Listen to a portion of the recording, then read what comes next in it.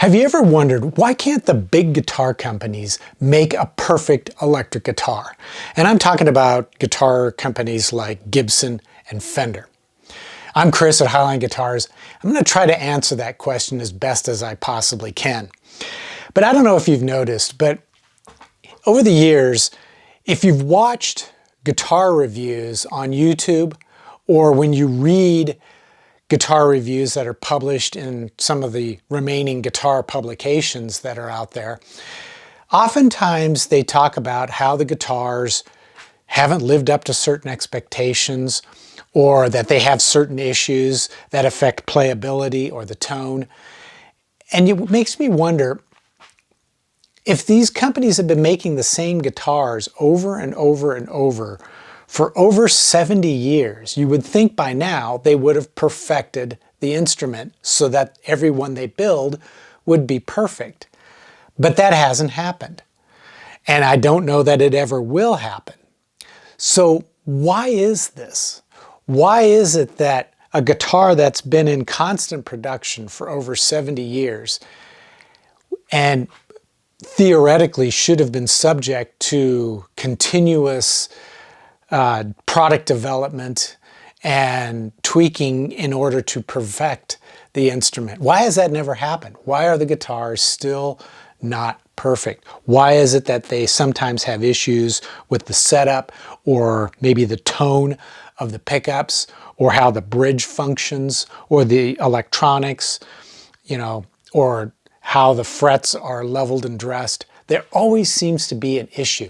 Now, I know that some of the YouTube reviewers and some of the guys who write articles in magazines and where they review these instruments are often looking for ways in order to get more views and to get more people to read their articles. So to simply say, yeah, it's just another perfect guitar from Fender or another perfect guitar from Gibson, that's not going to sell magazines, and it's not going to get people to watch the videos. So they have to say something. But a lot of times what they say is fairly legitimate. And it sort of makes me wonder, if you've been making the same guitar for 70 years, what is the roadblocks or what are the barriers to finally building a guitar that's perfect every single time that you make it? Because 70 years of doing it over and over and over should have taught you how to get that instrument perfect. Well, there, I think, are several reasons for this. And I think the number one reason would have to be playing style. Since the Stratocaster came out in the early 1950s, along with the Telecaster and the Gibson Les Paul, playing styles have changed. The type of music that guitarists play changes, or has changed, and continues to change. What people were playing in 1954 was totally different by 1974, and then what they were playing in 1994 was totally different from anything else played previously. So as player styles have changed, their techniques have changed, and guitar companies like Fender and Gibson, even though it may not seem like they're being very responsive to customer demands, they do listen and they do try to tweak the design of their guitars in order to accommodate those changing player styles. And think about it, from about 1975 to about 1995, that era was dominated by shredding. Everybody was shredding. Or actually, what I should say is, new guitar buyers were shredding.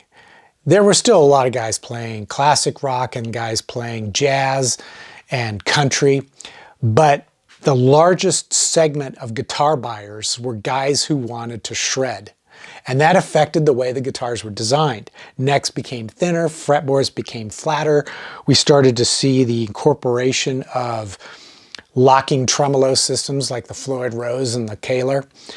The design of pickups changed. They got hotter and hotter and hotter. So the guitar itself was going through this constant series of changes. And that was true even with guitars that were very traditional, like the Les Paul, the Stratocaster, and the Telecaster. All of those guitars started to, the design started to change in subtle ways in order to accommodate those changing player styles. You may not have noticed it, but if you research the history of Gibson Les Pauls, Fender Stratocasters, and Telecasters, you'll see that there were a lot of changes over the years that were made in order to accommodate different playing styles and different styles of music. And that affects the playability of the guitar. And because of that, I think that every year the guitar might be so different from previous years that it's almost like a new instrument. So it became difficult to maintain consistency as designs would change. Another factor is how the guitars were actually made. Now there's a video on YouTube, and if I can find it, I'll post a link up above. And it shows a tour of the Fender Guitar Factory in the early to mid 1950s. And when you watch that video, you can see how vastly different guitar building was in that era. And in the modern era, the factories are equipped with CNC machines, and CNC is doing a lot of the work that used to be done by hand. So with the changes in technology regarding how the instruments are actually made, that has affected the consistency over the years. Because, you know, in order for a guitar to maintain or to develop a high level of consistency, that would happen in the first probably 10 to 20 years of that model's existence. During that time frame, how the guitar is made, the components that it uses, and the way it's set up would be perfected in that 20-year period. And then after that, every guitar built after that would always be the same. It would be consistently as close to perfect as you could get. But as technology changes and how we make guitars change, that affects that consistency. It's also important to understand that the guy who perfected his skills at hand building a guitar in 1954 is probably going to be retiring by 1974 or 1984. So then he's going to be replaced with new, younger staff who are going to use different technologies to make the guitar. So it's like starting all over again with trying to establish that consistency. So you'll have another, it would probably be a shorter length of time. Instead of being 10 to 20 years, it might be 5 to 10 years where you're trying to perfect how you're using the new technologies to make the guitars. But there's that constant turnover of new people and new technologies, and that affects a company's ability to achieve a perfect instrument. It's kind of like the automotive industry. The Corvette has been around since 1953, but look at the Corvette today compared to what it was in 1953, and look at all the different versions of it through the years. There are so many of them, and what would happen is they would build a new Corvette model like the Stingray, like in 1967, and that would become, or 1968, that would become the standard, but only for maybe the next 5 years before styling changes and performance and technology changes would require a redesign. So then in 1973, 74, you've got a new body style and new technologies. You have the influence of emissions controls and all these things that happen. So you've got to redesign everything. So it's like starting over from scratch. So you're never able to achieve that level of perfection so that every vehicle you're building is perfect. Now that's probably a good thing because we want new and upgraded and updated styling over time. And the same is true with guitars. We want to, now of course there is a market for guitars that are vintage, just like there is a market for cars that are vintage, but it's pretty small. But you'll notice like with Fender and Gibson guitars, they're always marketing guitar models that are vintage spec, because there are still a lot of people who value what they perceive as vintage spec. So they want guitars that are just like the guitars that were built in the 1950s, even though none of those vintage spec guitars, these reproductions, are made using that same technology. They're very rarely, I shouldn't say they aren't completely made by hand, but they are rarely made by hand. There's still so much influence with CNC and modern digital technology. Another example of this is in the pickups. I see guys making what they call clone pickups all the time. PAF clones, vintage Stratocaster clones. But the reality is you cannot make a clone pickup. It's impossible, because the wire that we use to wind the coils today is very different than the wire that was used to wind the coils back in the 50s. The only way you could truly make a clone is if you were able to source a spool of wire that was made in the 1950s, because the way that wire was made, the technology used to make that wire, was very different in those days than it is today, and as a result the wire is completely different, and the way it performs is very different than wire today.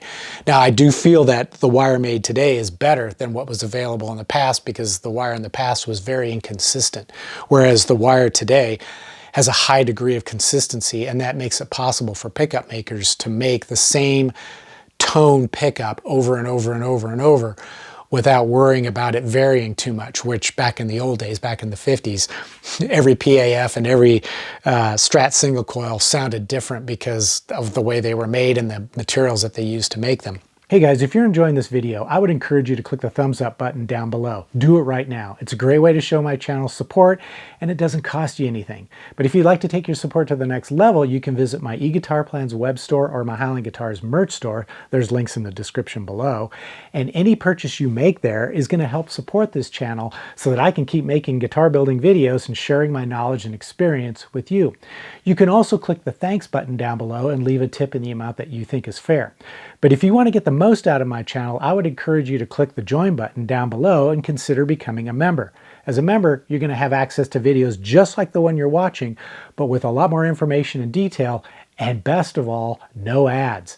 Now let's get back to the video. At any rate, another issue that prevents guitars from being perfected is the materials that we use. Now, if you go back and look at the earliest Gibson Les Pauls, they were made using primarily Honduran mahogany, and the fretboards were Brazilian rosewood or Gabon ebony. But then over time, that wood, those species of wood, became very difficult to source. The same thing happened with Fender. Fender was looking to use woods that were inexpensive, easily obtainable, so that they could make their guitars as affordable as possible. And early on, they were using anything from pine, swamp ash, alder, poplar. They used all different kinds of species of wood, whatever was inexpensive to get. That in itself made it impossible to build a guitar that was going to be consistent year in and year out, every single model being exactly the same, because they were changing so much. But like with Gibson, or back to Gibson, they eventually had to switch to using African mahogany instead of Honduran mahogany. The Honduran mahogany is the Swietna macrophylla, whereas the African mahogany is Kaya afarensis. It's a totally different species of wood. They look very similar, but they aren't the same species at all. It's a completely separate species in different countries, different parts of the world.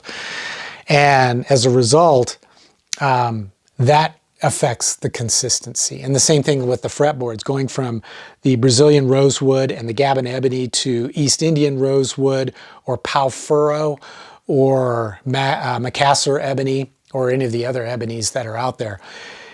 It's not the same wood that was used originally. So when you have to change materials, the consistency of the instrument obviously is going to change along with it. And the same is true with the components. The bridges that were used back in the early days, even though they may look similar to what's available today. I mean, this bridge here on this is probably a 15, 20-year-old Stratocaster. It's the same as what they came out with in the early to late 1950s. But the materials used to make it are different. The saddles are slightly different shape. And over the years, they've experimented with a lot of other different types of bridges for their guitars. And Gibson was guilty of doing the same thing. They had the ABR, the Nashville, that Schaller, I forget what it's called. It's that wider bridge that they kind of used for, I think, about a decade or so. And so guitar companies, they try to experiment and test and try new things, which means that they aren't going to be as consistent as they have been in the past.